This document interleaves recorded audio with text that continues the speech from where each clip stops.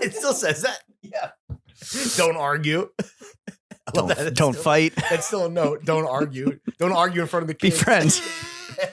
Throw Gang, we are joined by Ted Cruz doppelganger Lawrence Schlossman and myself, the photoshoot Farrell. We'll get into that. James Harris, welcome to the weekly Running the Boys. Today's full episode only available on patreon.com/throwingfits. Lawrence, how was your week? I was pregnant. You went to Cancun? That pause was 8 months pregnant. Oh, hell yeah. I'm a little hungover from our dinner last night. Wait, really? I braved the storm while hungover. Fat boy flakes outside. Because I am a hero and a true warrior of podcasting. Why hungover? We split 2 bottles of wine between 3 dudes and ate like 9 slices of pizza each. Pizzas. You claimed, you're like, I could eat 10 of these pies. I was like, what the It is my new favorite pizza place, which I have you to thank. Yes. Credit where credit is due. As the gourmand, the resident gourmand of the pod. Yeah, I had to take the boy, shout out Armand, to Leo, my second favorite pizza spot in Brooklyn right now, second to Lindustry, which is currently shut down. Right. But Leo's got the vibe. It's got the wine. Yeah. I learned that you're a fucking popcorn addict. Yes. So if both you and Armand hadn't pushed back on this would be something that this would be a hill I would absolutely. The Prince of Popcorn was your moniker before I changed it at the last minute because that's what I do. Audible at the line. Yeah. Ted Cruz doppelganger. So yeah. Red 2. Ohio. Ted Cruz doppelganger. It's Harrison. This would be a hill I would normally die on. I would be ready and willing to die like a Spartan to fight for the sanctity of microwave popcorn. But the fact that both you, because you're weird, right? We've established that over many years now. Psychotic. But Armand, who is a third-party independent observer. An arbiter. Yes, exactly. He also thought it was bizarre. Here's the thing, right? Yeah. No, hold on. Let me. And yes, you're a little gone off the game, but you're passionately arguing this point. A microwave in a home serves 2 main purposes. One, we all can agree, is to reheat leftovers, to reheat food. The second function that it primarily, exists to execute is to make microwaved popcorn. It's and that not is insane. Apparently, I'm a crazy person. We get it. You're lowbrow, making popcorn in the microwave. It's not that. People. It's not that. It's the frequency. You had a fucking alert go off on your phone 6 times being like, Lawrence, buy more popcorn. I love Pop Secret home style microwave popcorn. Get it popping like Orville Redenbacher. But still, you average a bag a week. No, to the domicile. It comes in a box that has 4 bags, and I might go through a box a month. That's one a week. I'm blowing a bag a week. That's 52 bags a year. If you're interested in a different type of bag, if Jiffy Pop or whatever, Pop Secret, what is it? Pop Secret. If Pop Secret wants to sponsor the pod, fucking sign Jiffy on board. Pop is made on a stovetop. Well, am I the only person that knows about popcorn? Yeah, Armand was like, "Yo, what about Pirate's Booty? Like that's just gas, or like smart food, smart food, fire, the black bag." But the fact that you the are most dangerous game. Popcorn gives me gas. Actually, I get real. Farty after. Listen, I'm not going to argue with that. That's science. Yeah, it's very. I just thought that you were on your health shit. I mean, we're professional models now. I thought you were on your health shit, but you're like, yeah, I could eat 10 of these pies right now, and you know what? I might. It's a little treat for Larry and JB. Fire up a popcorn. Movie. Fire up a bag. Do you do additions to the popcorn like Parmesan, maybe some fresh cracked pepper? So if it was if we were making like the healthy version of microwave popcorn, which is what? One of Smart Pop or one of those brands, not Smart Food, which is a bagged snack from like Frito-Lay. But if we were to make like one of these like healthier, less butter, less sodium, whatever. Yeah, I might fucking put some garlic salt on top. I might put some truff on there. Some everything bagel seasoning. Absolutely. You are Caucasian. That is a staple in your pantry. Jewish. I am a chosen person. But the Pop Secret home style popcorn is so perfect. The platonic ideal, basically the next best thing to movie theater popcorn, which obviously is. What? Yeah. It's that good. So you don't need to add anything. So what about like fucking put me on flow? Do they Flamin' Hot Cheeto flavored popcorn? Because that would be what I'd fucking crush that. I don't think white people are interested in that, to be completely frank. But yeah, don't fucking popcorn shame. Well, you know what? It's snack shaming. Look, we've been snack shaming. We've been working together, work husbands for like 4 years now. You learn something new every week, and this is just a consequence of the fact that we're like spending more time together, doing activities, doing the mandates are now the mandate, right? Exactly. Yeah, sure. Which we're going to get into. Had a big fucking week, but I think we should. How do we start it off? Well, I feel good now. Let's do a quick little fit check. You're not hungover. You feel great. You didn't also have to trek over here, by the way. Yes, I stayed up late watching my girl Naomi Osaka defeat the GOAT. That was a crazy game. I did crazy. You called it a game. It's a match. It was a match. It was a pretty crazy match. But damn, what a game! Yeah, did you catch the game off the pitch? I've slept through most of the second set because I was a little gone off the gamay myself, and the fucking 2.5 pies that we had at Leo. So fucking good. And slices and a little 2 pies and starter slices. slices. Little mousse bouche. I like that. But and then I woke up crazy early for no reason. I heard like a snowplow outside. So weird. You have weird been day. waking up super early per the text. Well, that's what you got to do. If you wake up early and you know you're going to go back to bed, which I did. Thumbs up if you text. Let people know that you're on your fucking rise and grind. When do you get a fucking IG story? Throwing fits promo up. You wake up early and you also nap early. How early are these naps? Are they clocking in at like 10:30? Well, this nap technically happened at like 8 a.m. You're sleeping.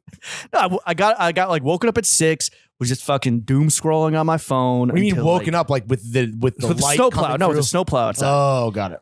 It hit a big bumpy oldie. Sure. I was a little jealous. Yeah, I can only imagine. Again, these are the kind of there's certain bags that you're interested in. Well, there's certain bags that we're both interested in. There's certain bags that I'm just interested in. Those are popcorn bags. It's called the baseline game. Exactly. You know what I mean? Okay, let's do a fit check. Let's get right into it. All right, on the feets, some nice socks those are from really nice. this little shop, a little fucking gorpy shop in Nakameguro, Tokyo, Bambooville, which they used to do shipping to the US. They have like Japanese brands have the best names. The store's called Bambooville. Yeah, and then their in-house brand is it's Bambooville and their in-house brand is Bamboo Shoots. Also, Japanese retail is really confusing. Like Bambooville might be the umbrella holding company, and then Bamboo Shoots might be the store itself. And weirdly, Japanese retail, like their websites have always been in the fucking Stone Age. Jank. Yeah, dude. it's bizarre. Which is counterintuitive to what you would think of, like, the hyper technologically savvy East. Yes, absolutely. Well, okay, relax, fucking hate crime guy over here. Whoa, come on. We'll get into that, or will we? I don't know. It's always been really bizarre that Japanese retail websites have lack like is that because people in Japan are shopping in person? Yes, but it lacks the most basic information where like you don't even know what their hours are. You don't even know like what days of the week they're open or closed. Okay. So Bambooville, I used to have to go on their Facebook page. And my mom would have to like call them up and like talk to them in Japanese. Speak on your behalf. Yeah. But great little shop in Nakameguro. They have, it's not like crazy gorp. It's not like And Wander. It's not like shit you've never heard of. It's definitely more basic, but yeah, like, not basic when you come back to the West. Exactly. On the ass, I got some SK Manners from, the brand that I'm fucking ride or die for. Some velour joints. Just, it's a cozy Shout snow out day. SK Manor Hill. Great brands. Fantasy Explosion, Domino Sugar Factory on the titties, and then over that the Capital Feast, because again, it's a fucking cozy snow day. Yeah. Also, you're fucking chilling in the crib. You're calling me out for Ted Cruz cosplay, though. I guess he's more cosplaying guys like me, but this is like the same. We're both in a snap tee for all intents and purposes. But mine's better. Well, I don't know if you've seen the extremely well thought out infographic approval matrix of all of the movers and shakers of all men's fashion. Shout out Truitt, who obviously is behind the paywall. That's our fucking guy. You've seen him on many Juicy Izumi. I thought that it was a fair representation of where you and I fall. And yes, you are a bit more niche, esoteric. You're in the Capital snap tee. I'm in the Patagooch snap tee. But yet, when it's all said and done, we complete the circle. It is the yin and the yang. No, we were in opposite quadrants. We were caddy corner, but that's that is the partnership. That is the duality of man that we have come to represent for the 18 million listeners. When we're moving and shaking, still with 8 seconds left in front of the paywall. When we're moving and shaking all of men's fashion, the 3 podcasts and GQ and that newsletter. I trudged over here in the pod boots, and I would like to make a nice. You finally you're putting on for the fucking home team. And it's funny you say that because the pod boots and their effectiveness right now, while the entire lower 48 is gripped in a, is this a, what is this? Is it a blizzard? It's a winter storm? It's a wintry mix. You got like 6 inches of slush and shit on the ground. It right now, Brooklyn looks like a snow globe, as does the rest of the country. Shout out to all the homies in Texas. We hope you're doing well. Yes. You might be cold, but at least you have the dulcet, smooth sounds of the only podcast that matters coming into your ear. Let this heat warm you up. Yeah. Though I guess at this point now we are withholding this natural resource, which is podcasting. Anyway, for the lucky few, you made a great point, which is that you don't represent. That's my point. No. When we do pre-orders for products that are a little bit out of season, that are made to like deliver when they are meant to be worn or closer to when they're to be worn, you think that there's some psychological barrier with people that are like, well, why would I buy I don't know when they came out, but why buy the pod boots now? I don't need them, but you're going to need them. Yeah. And you're going to be regretful as fuck if you don't buy them. So my point is, I think this is emblematic of if you have the means, and I'm not saying that like the boots were cheap and super, easy for anybody to get. A lot of you saved up your hard-earned shekels and we appreciate you. But if you were like, hey, I don't need these boots now, fuck these guys. Well, you do right now. Global warming. So climate change, you never know. Next time this happens. If you know, you don't know. Next time this happens, think about iterating, ideating, and futurating like the goddamn motherfucking boys. Have some fucking forward thinking. Have the vision and get on board before you get run over. Just because a mohair cardigan drops in fucking April or May doesn't mean that you're not going to need it then and there or in the months after. Right. When you're sitting around the fire on a beach in Montauk. Listen to Phantom Planet, California. Coconut Records. Going down the 101. Yeah, you're gonna enjoy it then, and you're definitely gonna need it when fall comes around. Moving on up, I have Entire World socks. I am wearing vintage Carhartt double knees. I have with the artsy rips. I have a Patagonia snap tee, which influenced by Ted Cruz, which you might have seen on a lead poster and political grifter Ted Cruz on his way to spring break. Yo, he has a very fashionable mullet going on right now. Really, the whole rebrand of him becoming like this, like bearded, like epic. You owning the libs guy. I mean, well, he's a fucking moron, but. I kind of the online personality is so dialed in from the haircut to now to the Johns. To you got to respect themselves. You kind of got to respect it. You got to respect all grift. Respect all grifters. Look at us. I mean, he is clearly going for some Don Jr. cosplay with the beard. Do you see Don Jr. in the gym? Like time to get fucking swole, bitch. And then he kind of looks like a fucking just like a mid 50, like you're a coke addict and you're like skinny and gaunt and hot, but then when you're older, you just become like fat. He looks like a old coke addict Sam Hine with the mullet. Like a skinny fat type deal. Well, with him just, you're talking about Ted Cruz, because Ted Cruz is just fat. Don Jr. is skinny fat. What I'm saying is like me. He has the mullet of Sam Hine. Got it. A Brit pop. So instead of like a sexy, cool mullet, he has, exactly. Just like a fucking It's like a Brit pop $150 haircut. Yeah.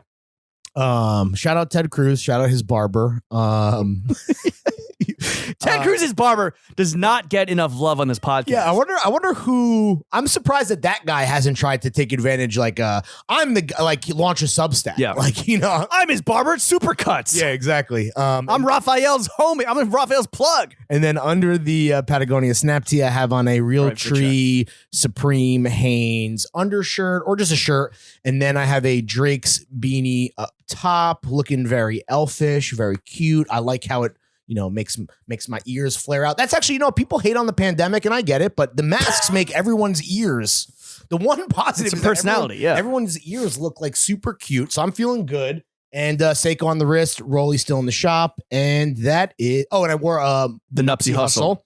700 fill, trying to stay warm in these frigid streets, and we are drinking on a delicious Gamay, which that I brought through. It's the new shit. The new juice is This is what we were drinking last night. That we got that I got twisted on apparently. Well, we were drinking Gamay, not this. No, right. As a genre, right? As a grape, as a grappe, as R.I.P. Alex Trebek would say, the legend, the genre. And this was a recommendation from my local natural wine shop, Radical Wine in Clinton Hill, and you might have seen them shouted out in my fucking Lil Drake's piece. All right, let's get into the motherfucking podcast. We're well behind the paywall, so it's only best friends from here on out. This week was a big big week in that, again, you and I, we've been finding reason active to hang, to do shit together. I think that the brand has never been more brolic. I think there's another podcast that says that. Interesting.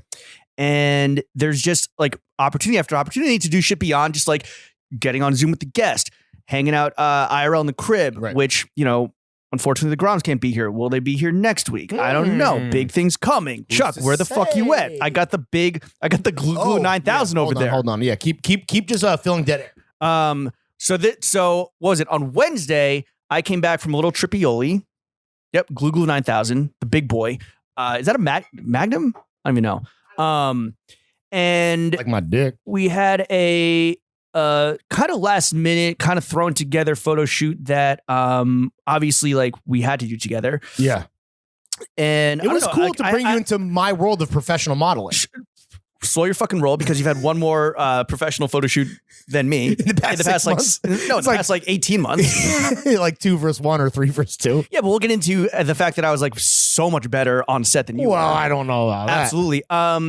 And I'm just glad it's over because again, like I starved myself. Yes. Before the shoot because again, when I saw you on set, the first thing you did is you ran through. You're like, I woke up, I had a smoothie, and then I ate 2 rice crackers, and I'm delirious. Here's the thing, Lawrence. You've been hot now for 6 months, right? I've been hot for about since I was like 12. That's when you got. Did you? All right. Real sidebar. Real quick. Do you have a time, like an age where you like remember when you're like, oh, I'm hot now? Yeah. Because I do too. Maybe we'll save that for another pod. No, too right now. I was on my way to visit my girlfriend out in Queens, and because as a little baby horny Jimmy, I had to fucking travel like 2.5 hours into like Bayside, Queens to visit Bay. Right. When her parents weren't home, right? Bayside. Literally take like the F to the A to a train and then walk like 30 blocks. Young love. And I'm sure at the time you're like, this is worth it. Yeah, but also I was like, yo, I can understand why children soldiers are a thing because like if you promise them sex, like horny motherfuckers are gonna do whatever. Is that what they promise them sex? That's like how sex, and they get them addicted, just like, you know, chewing coca and, you know. Yeah, exactly. Like, here's a fucking AK, yeah, go exactly. crazy. Yeah, go yo, the AK looks fire on the looks hard on the TL. Hard. So I was going out there and some girls with their flip phone started like sneaking photos of me. What? It was very Getting obvious what was papped up? happening. Very obvious what was happening. Another time, like I was on the Long Island Road, and this is so funny. Wait, how old are you at this point? This was like 14, 15. This is also the most asshole like tangent I've ever been on. Like I find that hard to believe. I'd be on the LIRR, and I've always been a bit of a shy guy, and we'll get into how I was like kind of, you know, a little bit like this on set. Shy Jimmy. Yeah. Shy Jimmy. Like random girls will like come talk to me on like the Long Island Railroad as I'm like going to visit my girlfriend. That must have felt good. Who was also like, not gonna lie, the hottest girl in high school. And it's funny you say that because when I was around 14, someone who up until that point had been like fairly popular, not unlike some Ferris Bueller shit where the dorks like me, the jocks like me, the burnouts, the skaters, not like that, but I was a fairly popular guy. But I will say that I didn't have a ton of success with the ladies up until that point. And I started dating a girl from another school who was real, by the way, who I brought to to a homecoming or some dance. How'd you meet her? Like MySpace? How did I meet her? Shit, that's Zanga? Really, no, definitely met through. She saw you at the David Hollister store? We must have. Who's that Hollister employee with his shirt on in the back? Who's this guy just fucking blasting Yellow Card? That's just fucking killing it. Did you ever go into a Hollister or Abercrombie when there was was a touchscreen jukebox? So as a customer, you could like queue up music. The only time which was a great feature, by the way. More stores should do that. The only time I've ever actually been in an Abercrombie was when my high school girlfriend was working in an Abercrombie. Oh, so she was confirmed hot. Yes. Hot and white, obviously. No, Asian. Really? Yeah. And they let her on the floor. Yeah. That's how hot she was. Aaron Levine's going to be hearing about this. You know what? Aaron P. Levine. Anyway, so I brought in the girl. You don't know her. She goes to another school. I brought my hot girlfriend to homecoming, and I could see a lot of like stereotypical mean girls that weren't like mean or bullying me, but who would have probably never like, who the fuck is this bitch? Who would never have considered me a dateable option, being like, damn. And from that, his dick must work. Yeah, and that kind of changed everything for me. Not to mention you lose some baby fat as you grow up a little bit. You're on the varsity soccer team, and then suddenly you wake up and you're 16 and you're like, I'm hot as shit. Yeah, and I obviously got fat and not hot. Right. But now I'm back. That's the point. Now you're back. You've been hot for 6 months. I took a 20-year detour. Yeah, a 20-year hiatus. Yeah, right. A leave of absence from the hot world. But no, now you're back. Although your rookiness does kind of, you're like Ichiro. That's what it is. You know what? He was rookie of the year and MVP in the same season. He's rookie of the year, but he had like 15 years under his belt. Oh, right. So I'm saying, like, he was not in the fucking majors. Right. The US I had majors. 3,000 hits in a league that you don't know about. Right, the ugly leagues. But here we are. So did this photo shoot. It was fire. And where the fuck were we? I mean, it was really cool. Like I was nervous. I were thought consumed about hair and makeup. I will say that was the most, that's something where listen, I am such a grizzled model vet at this point where I'm going to leave the house with my hair on fleek, with my nails on fleek. I don't need hair and makeup because I'm coming 1,000% ready to step on set. Let's fucking go. To me, no. To me, I was asking about hair and makeup because I was trying to gauge the professionalism of this photo shoot, which they had hair and makeup, but not for the fellas, which sexist. But it was more like, yo, do I need to put on, like, do I need to come camera ready? Right. Basically was the question, right? Or do I just show up and like they make you look crazy? We both wore like snap, like Western style shirts. So we're like, okay, so our hair is good and just like fucking. Yeah. Just fucking do you have anything that doesn't go over the head that we can wear? Where our options are limited. No, I wasn't nervous. It was like not just to meet a bunch of people that I haven't met before that you're friends with, and but also just kind of like be in a fucking, on a photo shoot in a panini. And we got the rapid test. That was fire. That was sick because that's like free rapid test. No line. Listen, for all the fucking throw gang at home, here's a little I know you fuck with the pod because we are movers, we are shakers, we are power brokers. Here's a tip. Industry fucking insight. You always want to do a photo shoot for two things now, especially these days. One, free fucking COVID test. Two, leave with free socks. I was like, well, let's see the white socks. Yeah, those don't work. Right in the tote. Boom. Free socks. So I purposefully got a pair of white socks and I wore them. And then I purposely, when changing, did not change my socks. Okay. And then took my socks, stuffed them in my back pocket, and walked out. And he's like, yo, peace. See you later. Free socks, bitch. Later. Got his ass. I still have free socks that our guy, Jason Ryder, who, if you don't know, go look up Jason Ryder. If you know, you know. Real power broker. He styled a shoot that I helped like produce. It was for Shades of Grey by Micah Cohen. And he took some gray melange socks from Uniqlo and he chopped them. He took the fucking titties off. Right. And they look super cool because now it's like the socks have like they're like a little loose and baggy around the ankle. And I was like, yo, this is fire. This is like 2012. I was like, yo, this is fire. Like put them in my pocket. And then he hit me up like a few times on email. He's like, hey, we're missing a pair of Uniqlo socks. Have you seen them? And I was like, wait, he was trying to track down the socks? Because once the socks are worn, when the socks are worn on they weren't worn. They weren't worn. Oh, I see. Got it. And also, whatever. He's just trying to be responsible. Like maybe they were, I don't know. He's just doing his job. Exactly. And I fucked it up for him. And Jason, I know you don't subscribe to the Patreon, so we're good. We looked good though. I was asking about hair and makeup because I wanted to do this as a professional hot guy for the last 25 years. You know the right questions to ask. I know the right questions to ask. Is there hair and makeup? Is there going to be food? No, Lawrence, we're not going to do it in the morning. We're going to do it in the afternoon so I get a morning fucking pump in. Yeah. What did you do? You jumped rope? I jumped rope. It was 10 degrees out and still put.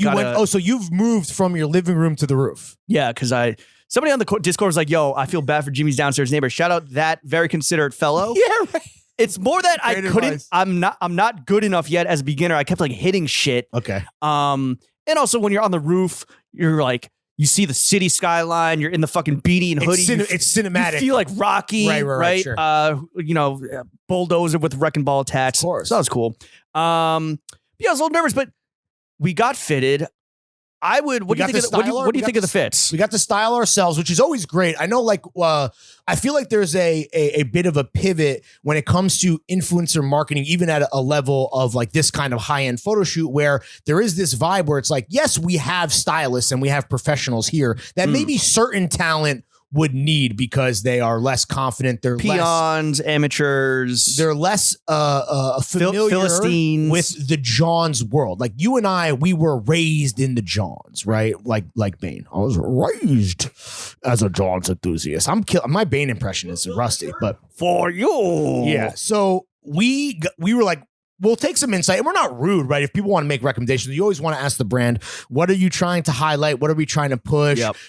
How do you feel about how this ensemble is and how these pieces go together? But you and I, we did that. We were polite, but when it came down to it, we were definitely trying to do a couples, stepbrothers. We're playing off of each other with the fits. Yeah, and we're not trying to blend in, right? We wanted some rock star element to it. Out, dude, always. I would argue that I definitely puppet mastered the fits. Okay. Where I wanted you to think that. I let you believe that you were choosing the fits, but I was like, and I let you believe that you were letting me believe. But then you were letting me actually the larger domino, and the larger marionette. But whatever. So, I mean, I chose the knits. I kept bringing you back to, you were like, yo, what about this? What about these? What about these? I was like, oh, but these pants. I will make a point that I hope you're not offended. If I was there alone, the fit that I would have put together, and again, we look fucking great. We've seen the selects already. Oh, we haven't. We saw the Ultimate Raw. We saw the Raw preview, right? We haven't seen the selects. Excuse me.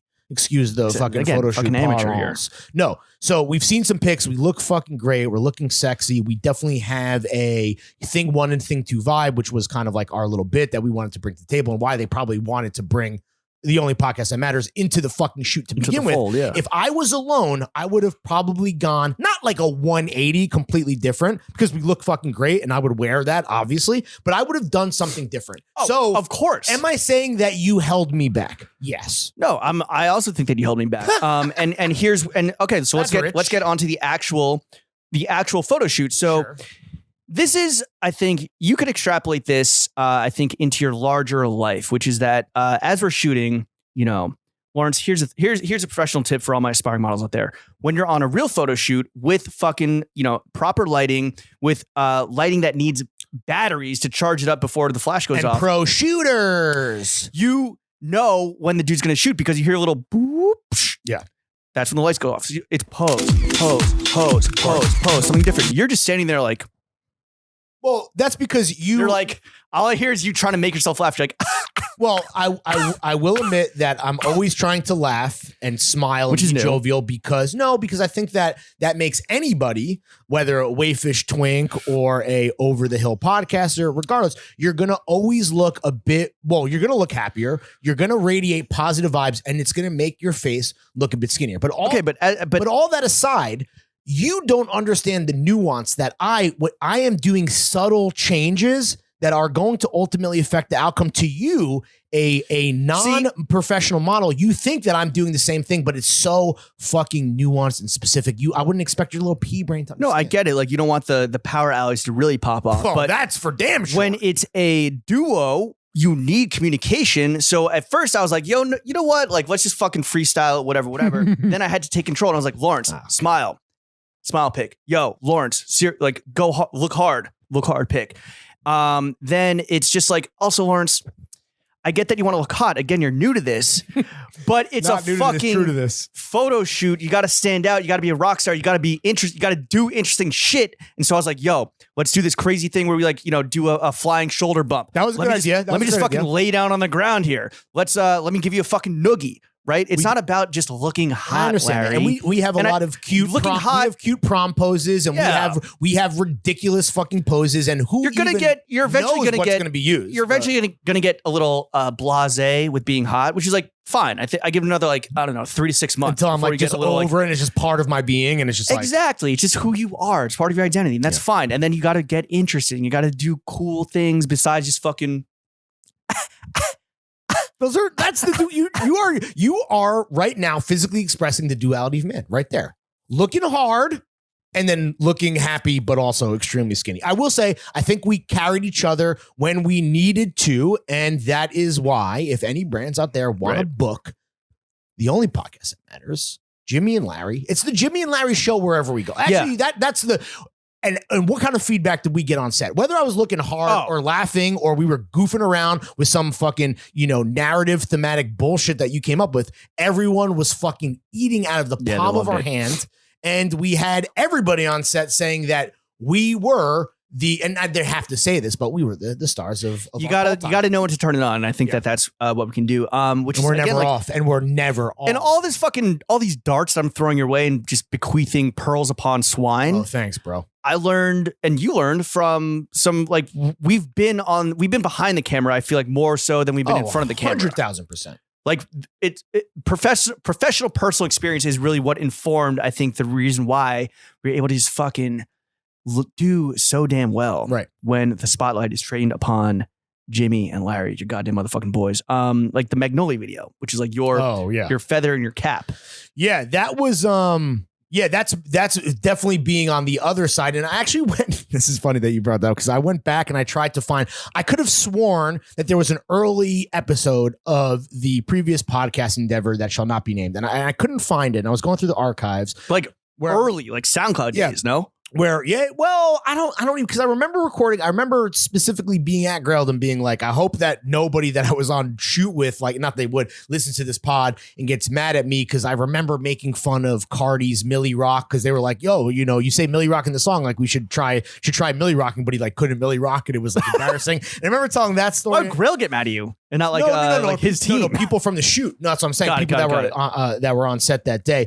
But that wait, how is his Millie Rock? It was just very stiff, and I can't. The best Millie Rock, the strongest Millie Rock, they gotta hire is producer Jay. They got to hire producer Jay as the Millie Rock consultant. Shout out fucking Jelani Hendricks with the fucking strongest Millie Rock this side of the Mississippi, past, present, and future. But I went back to listen because I definitely was trying to show off and like brag about this amazing gig, which I'm so thankful that I had. And a lot of people, I still even to this day, will ask me about that. But when we were talking about photo shoots and productions and the memories that come with it, one story I believe, I don't think I was stupid enough at the time to tell on the pod, because it is embarrassing, was this kind of very act like you've been there before moment where, as the stylist, right, we have all these looks planned, and it was the first major gig that myself, and shout out my homie Scott Santiago, who was doing it with me. The undercover god. Right. The my Grailed colleague, my homie, my young gunner, my shooter, Scott Santiago. But we were there, and we're trying to, you're doing your best to act pro.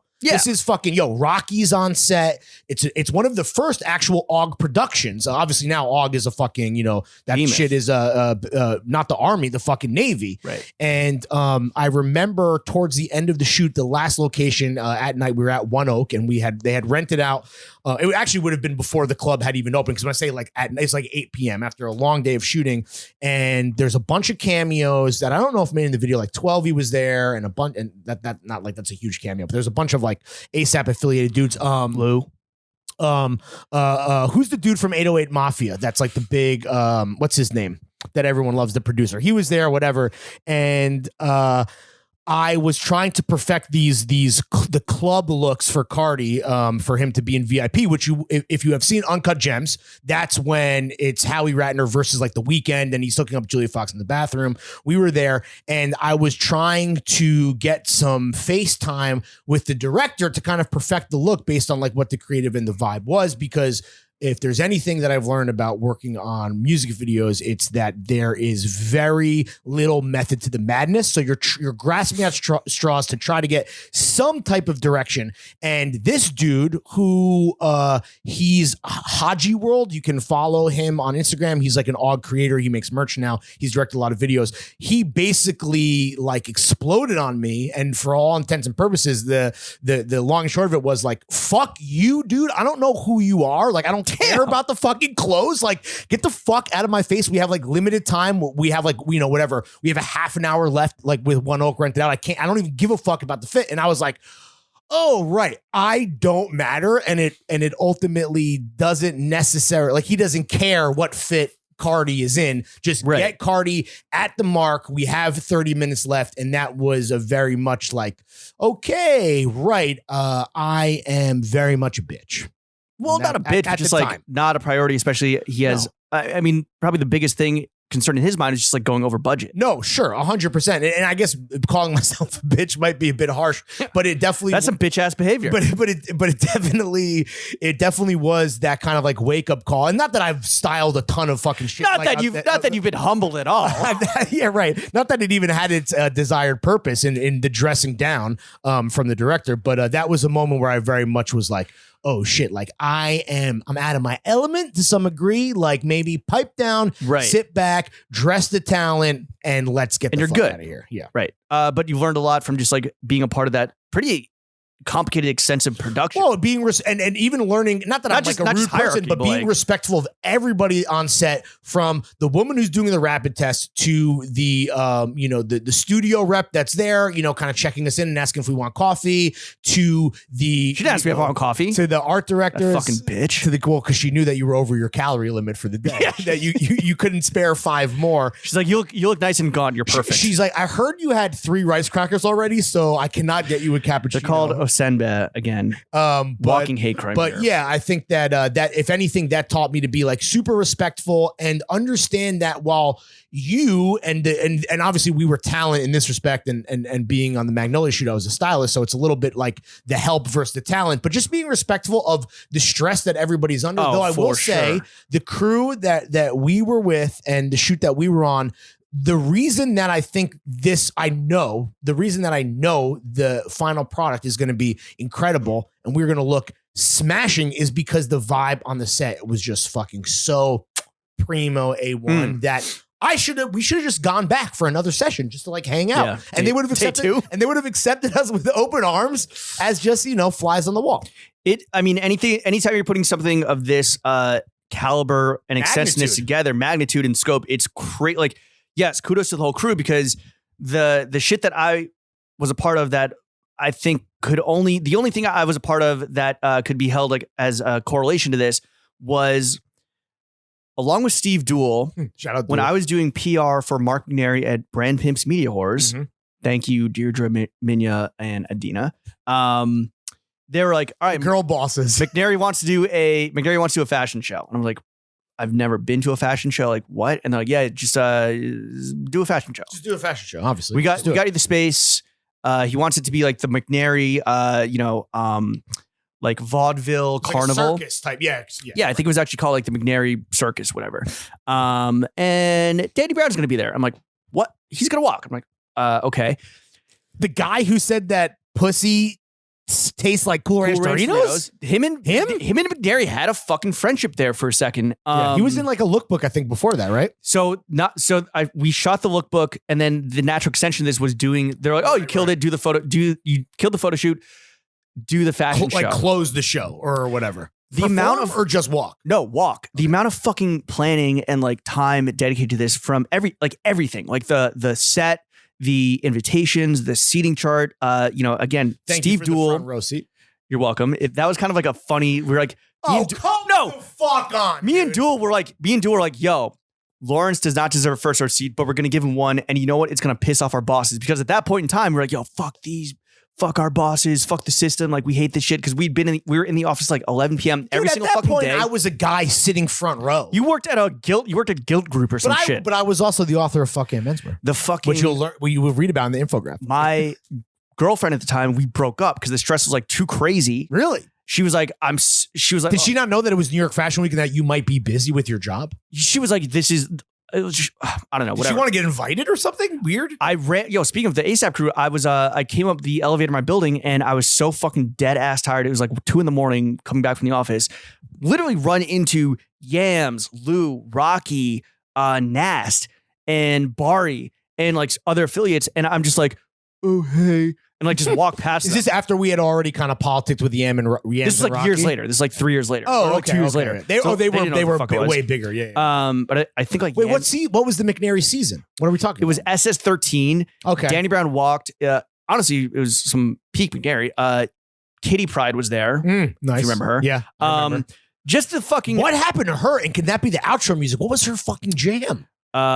she was fucking famous. Get out of my room. Yeah, that shit. Oh my Lord. Yeah, absolutely. It's either that or Phantom Planet. But no. So look, the amount of fucking planning and like everything from like what goes into the execution of even like a lower level New York Fashion Week, menswear centric kind of more deep cut if you know show. The amount of production is it's like you level. It's like, yo, you got one shot, mom spaghetti, versus like a photo shoot, which is like an all day thing, and I don't know. So I think that learning from the lookbook, learning from your shit, like I would like to think that we brought a level of professionalism that some other professional models didn't bring. It's a, this idea of like act like you've been here before is easy to say when you've actually been there before. Right. It's doing it, in the moment as a rookie. And this applies. And I like to think that this is just another fucking gem from the goddamn motherfucking boys that you can extrapolate to anything in your life, professional, even personal to some degree, how to act at a party. We're talking about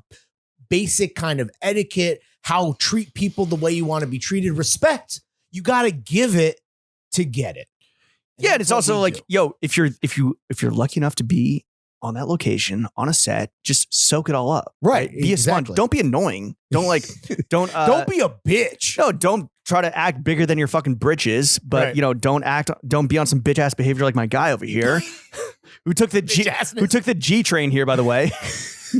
Tweeting about flying first. Yeah, I flew her off from the G to the 6. that was my tweet. I think that if you, for all our aspiring young creatives out there, if you do find yourself lucky enough to be on a set, soak it all up. Yeah. Do your fucking job, right? Steam that John. Yeah. And also I will say, pop the tags off those socks. And here is like also a piece of advice. This idea of like, people always say, ask a lot of questions, fucking, talk to people. Shut up. Yeah. You should do that in maybe in other scenarios, but if you're on set, you're on location, maybe do the fly in the wall thing, recede into the background like a good child, be seen, don't be heard, and soak it in, not just enjoy the moment so that you can recount it many years on your later podcast on your podcast that you're surely to launch, but that you can kind of just pick and choose the kind of information and the lessons that you want to take from it without bothering the professionals who are absolutely, without a doubt, extremely stressed and under a lot of pressure. Yeah, and haven't eaten since 4 p.m. the day before. And have had nothing but 3 rice crackers and a cappuccino. Ultimately, it was a great time.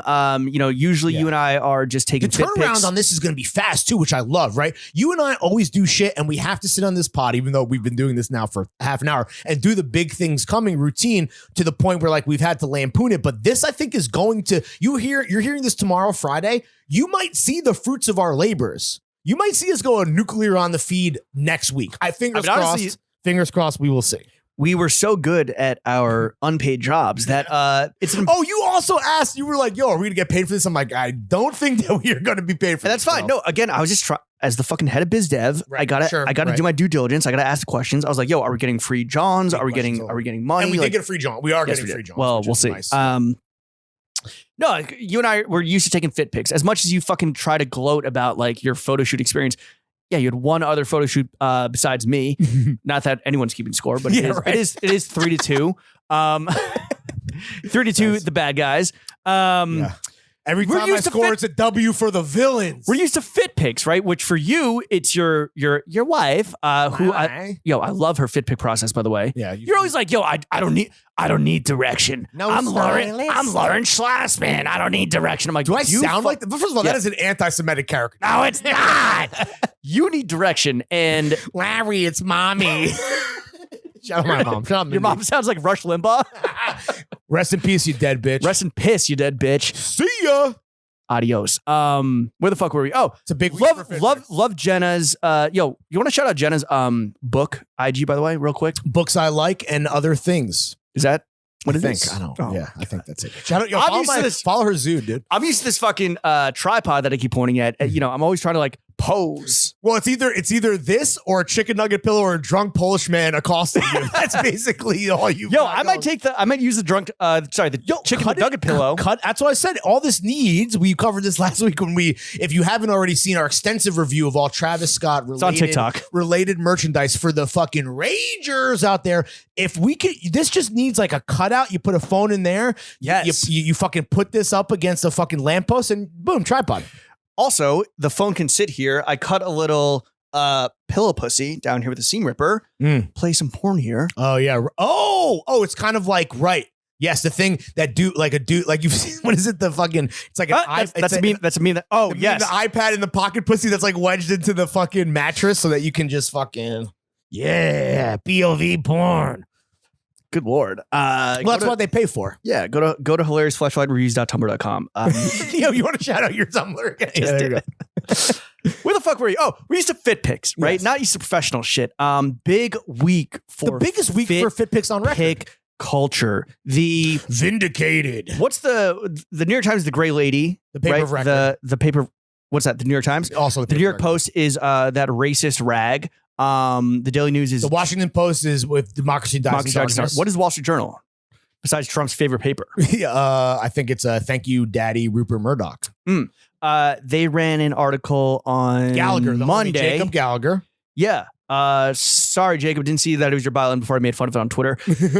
They ran a fucking article on Fit An Picks, expose, an explainer. Can you read the? We have the headline. Oh my God. Goat deck. Read the GOAT headline. All right. The headline is, what are Instagram Fit Picks? Why are they so popular? And who is taking them? Love Deck. that. On Instagram, thousands of amateur fashion influencers post outfit photos each day, often begging their partners, friends, or even their kids to be their personal photographers. Child labor. Old man Allen, you're notice. Yeah.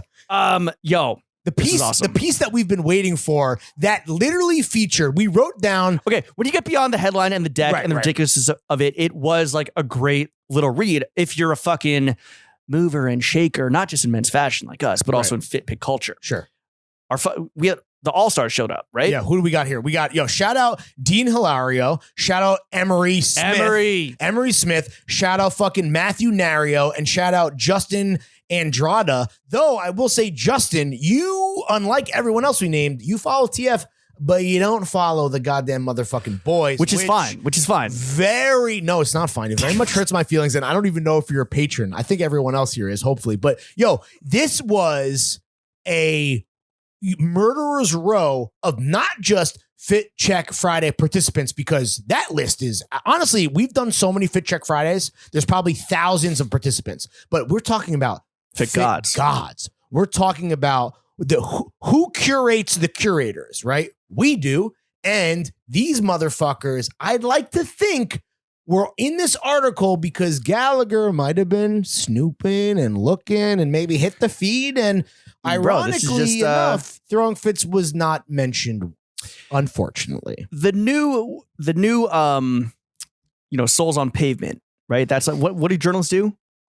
They hit the ground. They hit the ground. Souls on pavement? It's some shit like that. They hit the bricks. Yeah, they hit the bricks. The new hit the bricks is just going to our fucking Instagram and seeing what's up. We're the source. We're the source. We're not the Shia LaBeouf. No, that's for damn sure. No. Well, Shia LaBeouf is canceled. The last man ever to get canceled. Did you read that article? No, I did not. Oh, in L? No, I did not. Was there any new revelations? Bad. Just bad. Even worse. So things were bad and they've gotten worse. Yes. Anyway, well, since the source has now been untapped, unplugged. Since the source has been unplugged like a fucking misfiring Wi-Fi router. Yeah. we are now, our Instagrams are my page, your page. It's like a carnival parker. Like Mark McNary's carnival Step parker. up. We got the Instagram. We got hashtag menswear. We got Danny Brown eating pussy that tastes like Cool Ranch Doritos. We got outfit of the days here. When did Travis Scott and Cameron walk? Was that after? That was post Danny shit. Brown. I think Danny that was Brown walking. Kind of was the gateway to rappers not walking in shows, because obviously this is something Tupac that, and Versace. well, I was going to say more like shout out On Noir and Upscale and those guys and Curtains and those guys, how they kind of brought the runway, the hood to the runway and the runway to the hood. If you watch Upscale's story when he was like, yo, On Noir is the source. Yes. Absolutely. Which is something we talked about on pod with him. But Danny Brown was patient zero for McNary. After that was Travie in the show. Skipping down the runway. Skips my loop. Fucking jubilant rager that he is. And Cameron and what's his girl? His wife or whatever. Miss Juju. Yeah, Juju and Cam also, which was a very regal, like Black Kennedys type vibe, capes, which was incredible. But yeah, dude, I'd like to think Fit Picks though. Yeah, what are we talking about? We're talking about Fit Picks. I'd like to think that now we are, and we've known this. And it's fine. Look, and we don't need to get our dick sucked from the back. Look, every single time. We were the fucking. But let's be real. We were the kicker of the podcast merch. We were the lead image, right? Probably, so we're the fucking why we couldn't get the ref. We couldn't get the hyperlink because we were just and that's fine because you know what? Big things coming. Maybe we'll be in the Wall Street Journal soon for them. Maybe not. It's fine. Yeah. Not Fit Chick Friday, for the Fit Pick, I guess like 101. Yeah. Right. This really, honestly, as the same way that you're new to being hot, I'm a little new to Fit Picks. Now I'm a fucking seasoned professional. I was gonna say, you're a natural out here. Yeah, I'm like fucking, Leon Talley over here.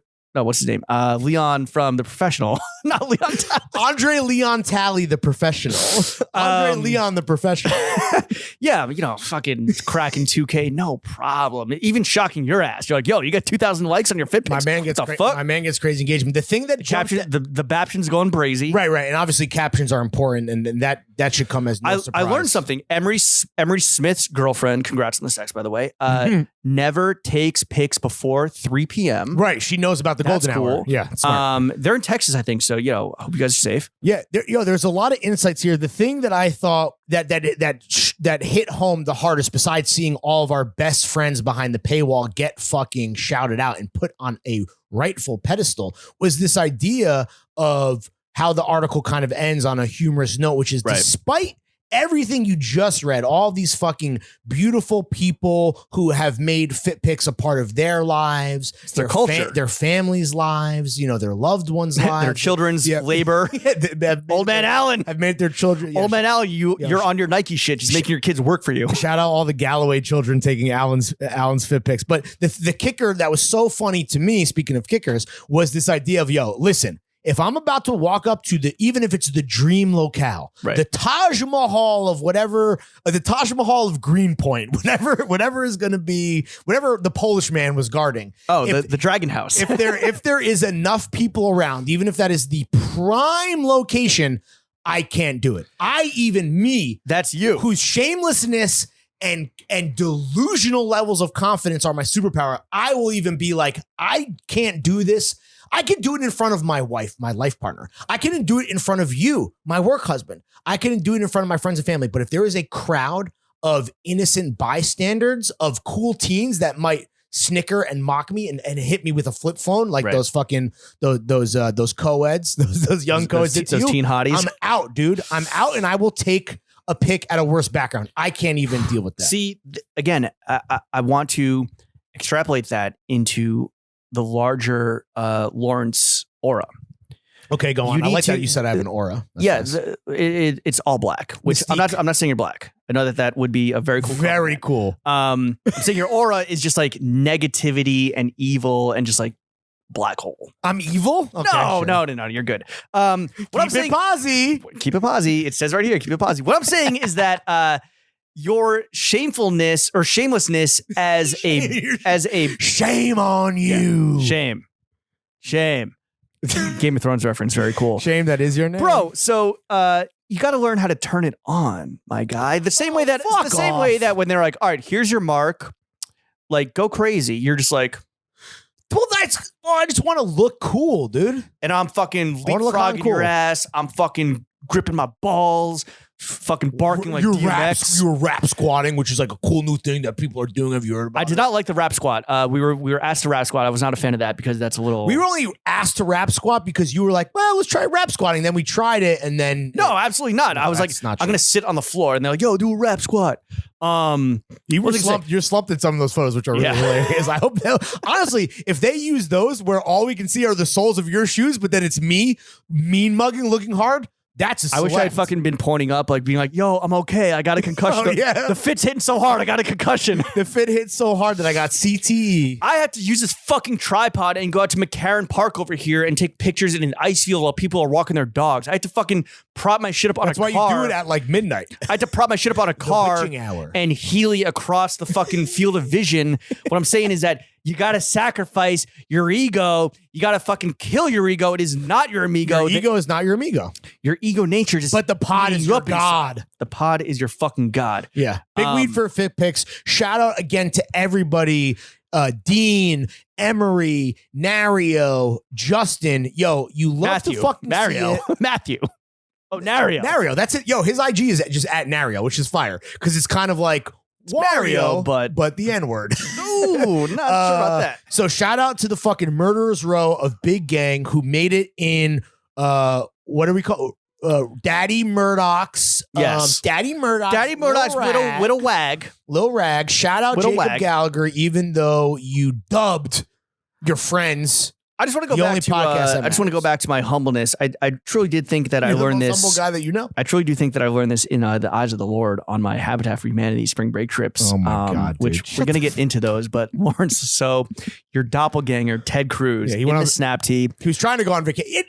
He was trying to go on vacation. Tried to go on vacation like old man Allen threw his kids under the bus. Of course, always. The reason to listen, kids are mids, but if you have kids, what do you have? You have servants. You have servants and you have an excuse. And you have excuses for anything ready at an arm's length that you can not just throw under the bus, but you could fucking Hail Mary those little bitch asses fucking right under that shit. Exactly. To fucking have them back up. Hey, my 10-year-old daughter who wanted to go to Cancun with her friends. Yeah, my 10-year-old daughter was just begging to go to Senor Frogs. So what am I supposed to do? I'm a senator, right?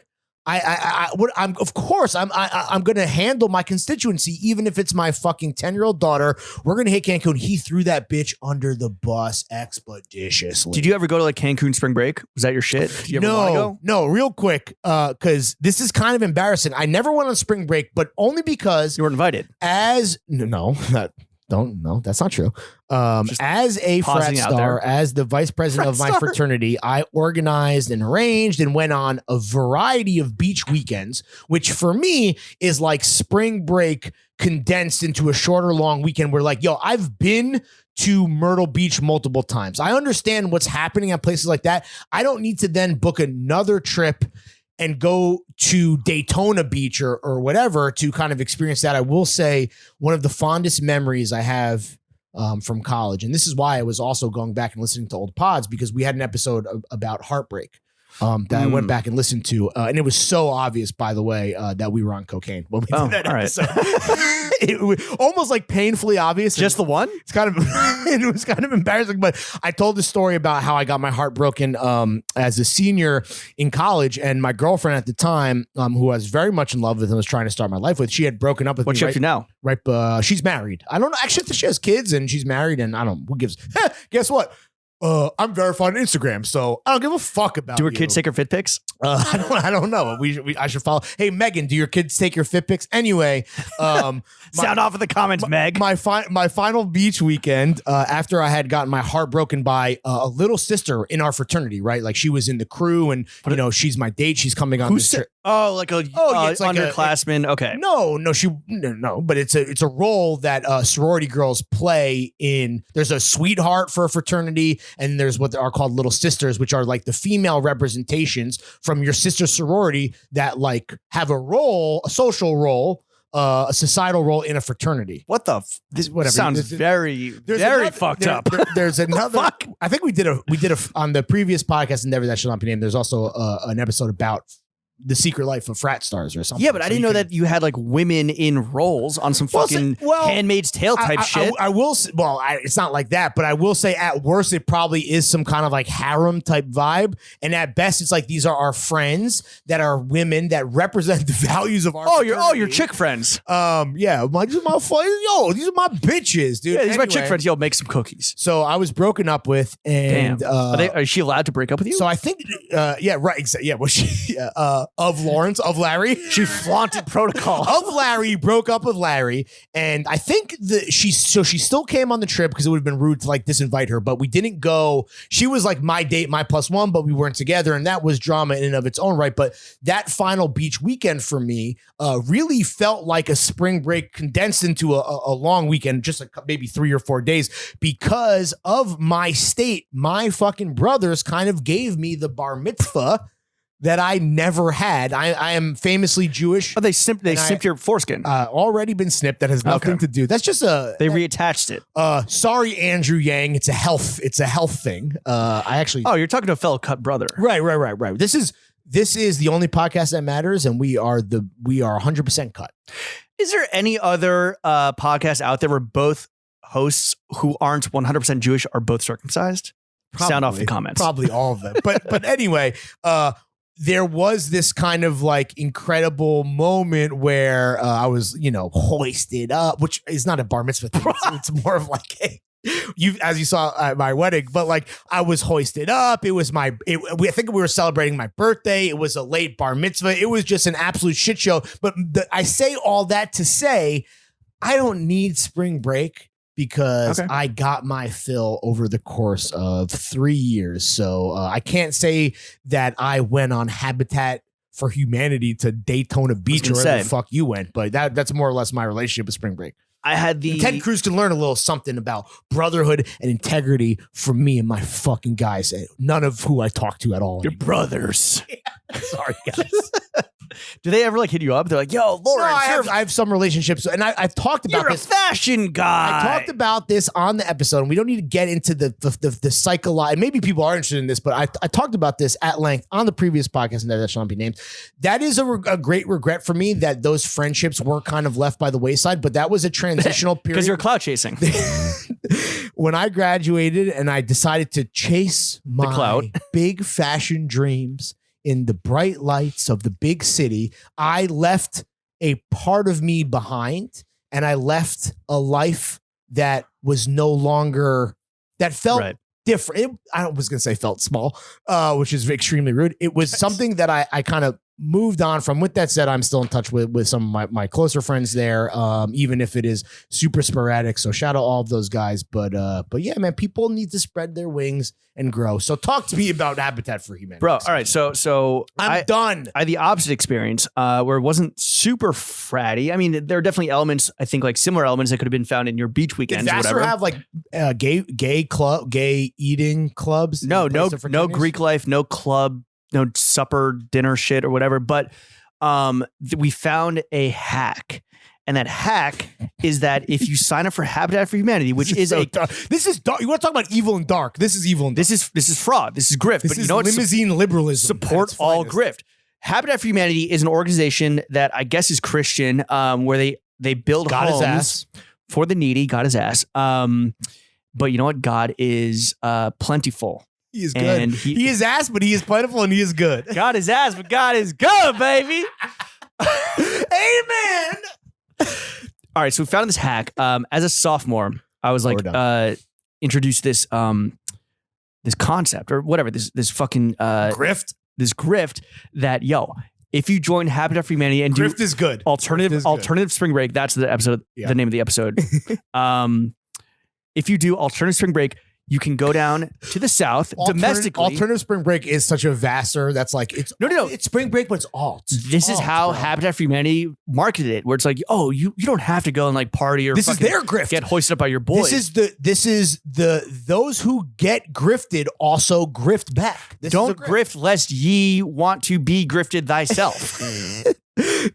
Let ye. The deal grift who does not grift first. The deal was if you had to do like one or two builds in the local Poughkeepsie community, and they were legit fun. Local builds. Yeah, so like somewhere in Poughkeepsie. For like just white trash people or whatever. Yes. Upstate trash. Sure. Poor.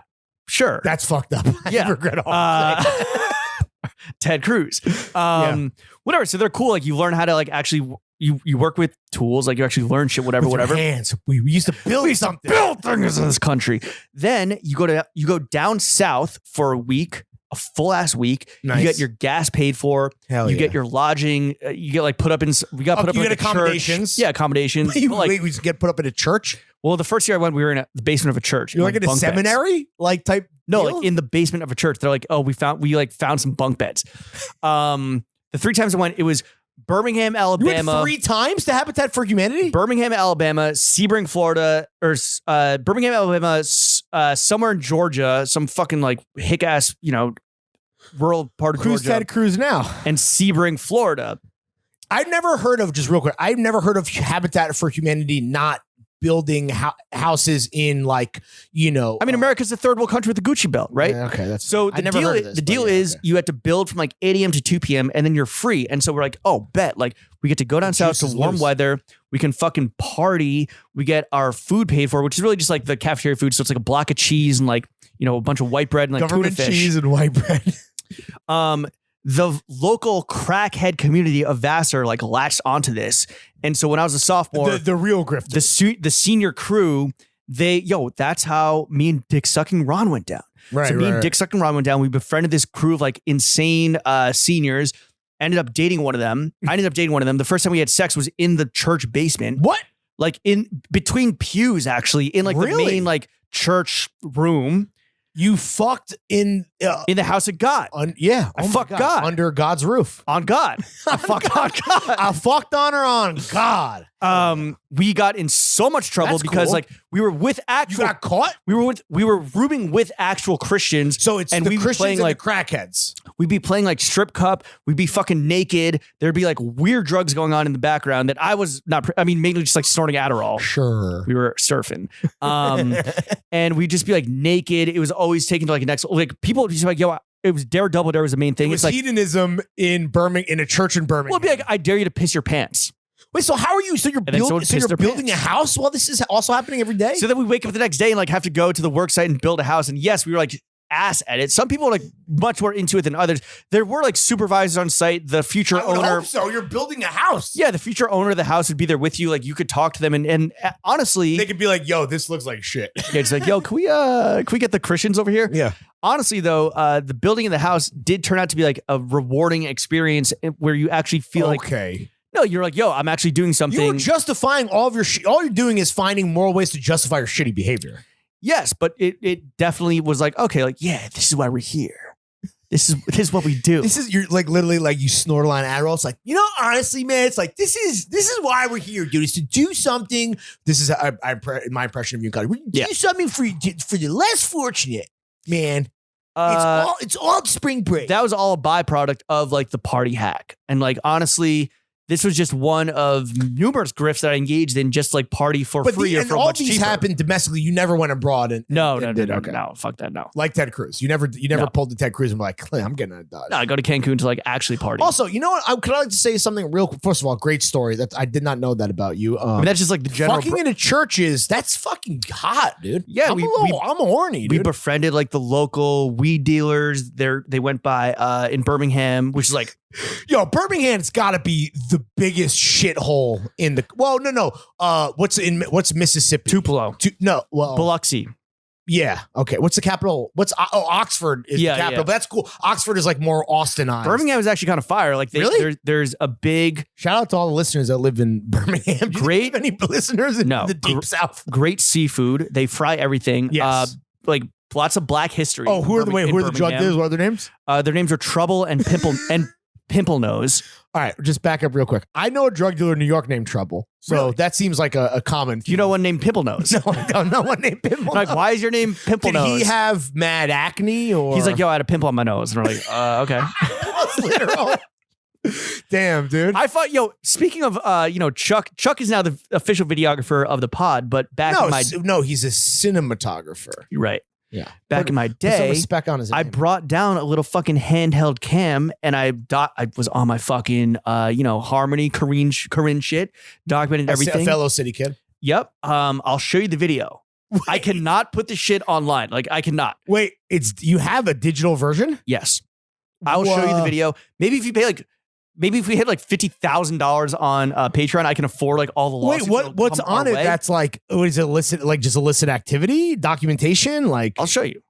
Like it's like I was asking you to like a lot of highlights. Okay, a lot of ass cheeks. A lot of for some reason the Are you fucking on cam? No. Okay. But a dude, my boy, I won't say his name, took a pair of jeans and cut the meat chaps out of them. Okay. And then he started walking around in like these assless chaps. In the church with these Christians. Another friend of mine tell Jesus to smash these cheeks. Another friend of mine who was like, yo, the big song of the trip was Pharoah Monch, Simon Says, ba ba ba ba, rub on your titties. So this guy who was like, ba ba ba ba, the outro music. Rub on your titties. Simon Says, rub apple mint jelly on your titties. For some reason, we had a giant, like 1 gallon jar of apple mint jelly. What? He scooped a fucking handful of apple mint jelly and just rubbed it on his bare ass titties. And then, like, what friend in is the this? fuck? You'll see. Okay, I cannot tell you on mic. There's only like 4 options, so I'm just playing them all. It's not Dick Sucking Ron. It's Dick Sucking Ron. Okay, it is dick sucking Ron. Of course it is. Damn, shout out fucking dick sucking Ron. When he had a fucking giant afro. Yeah, right. so I did that for 3 years. And you know what? Like I would say that you found love at one of them, just like you found love with the girl who I in a hopeless place. In a hopeless place. No, it's a hopeful place because hopeful of the church. For you. For me, extremely hopeless. Yeah, and you know what? Shout out Ted Cruz because go on your spring break. Respect. Go on your spring break, girl. Grifts. Yeah, you expect this man to fucking just hang around humility in a fucking blizzard while his people are dying? No, that's depressing. It's gross. Sad. It's yucky. It's super sad and depressing. Of course, he's going to Cancun. And the point that I wanted to make when I tried to so rudely interrupt you, which I apologize for, people were this whole idea where he's like, I'm going for the day because my daughter, the whole spin zone, right? Right. The excuse. People were like talking about how his suitcase, this rolling suitcase, was obviously packed for like 4 days. Was packed to the brim for a whole week of fun in the sun with all the camp cars. What I would say is that, listen, even if let's fucking presuppose that he is going for a night, 24 hours. Oh, have you never overpacked before? On every vacation, I'll wear like 2 perfect fits, but that doesn't mean that I'm not bringing down 50 that I am making 2 perfect fits from. Right. So again, respect all grift and respect all John's enthusiasm, even if it is probably dubious at best. The last point I'll make before I ask you to take us out is that I will either always overpack with Crazy John's or I'll pack the perfect amount / underpack slightly where I have to like reuse a t-shirt. I will always pack as if I'm going to shit my pants 2 times every single day and put in like 8 boxers for a one night trip. Right. There's always so much underwear. Yeah. Because junior year of the Habitat for Humanity trip, on our way back up to the fucking Northeast Coast Media Elite. Are you driving in a bus down? No, we all take our cars. We all take our cars. You drove yourself. So we fucking road trip like 24 hours straight down. That's pretty sick. It's a road trip on top of spring break. That's cool. On the way back, we hit Savannah, Georgia, St. Patrick's Day. Which, beautiful city. I love Savannah. If you don't know this, though, Georgia's by great state. The 3 biggest St. Patrick's Day celebrations in the country: Boston, Chicago. You're missing one of the biggest, and I can tell you because I was there. I was in the shit Hoboken. Okay, Hoboken, and New Jersey. Number 4. On St. Patrick's Day in Hoboken, my apartment was broken into by a horde of people thinking they were going to another house party. We were overrun by the Irish horde. Number 4 is Savannah, Georgia. So we we roll up, we just party. They got a bunch of mix down there. It's like the southern fucking capital of partying. You for some obviously reason. are part Irish, half Irish, part Irish. Do you celebrate St. Patty's Day? No, not after this because it was we just been partying for a week. I had like checkers for the first time on my way up. Take an Irish car bomb, shit my pants. Really? From the car bomb? From the car bomb. And like the week of partying beforehand. Have to go up to the there's a bouncer at the porta potties. Yes. Slip my guy at 20 so I can skip the line of like 500 fucking people. Bro, listen, man. I know you're just doing your job. Clean up a little bit, throw my boxers in the porta potty. But I shit myself. Yeah, from an Irish car bomb. You Irish car bombed your panties. My shit exploded. Yeah. There's an IRA in my Hanes boxers. They call him the brown bomber for a reason, ladies and gentlemen. This has been the only podcast. Thank you, Lauren. Take us out. This is Jimmy. Before I talk about people pissing in the hotel lobby. We are the goddamn motherfucking boys. Have you shit your pants before? Are you an overpacker? Are you an underpacker? Like, subscribe. Let us know in the comments. Sound off in those shits. Thank you very much for your patronage. This was a fun one. Yeah, it's good. We will see you. Oh, and we've done this every week now. Zach B on the pod Tuesday. Right. Chef, slap that motherfucking kitty pride. Get out of my room. Once upon a time, I spy on you, Bud Light Lime in my hand, and I stand over there and listen to your little lies about your cool life. You say she will be your wife, but I am white's red, iris is brown, and your eyes wide. You apologize to me when I see you do a line, but like, I'm open-minded and it's fine. I don't do this shit, but I don't really mind.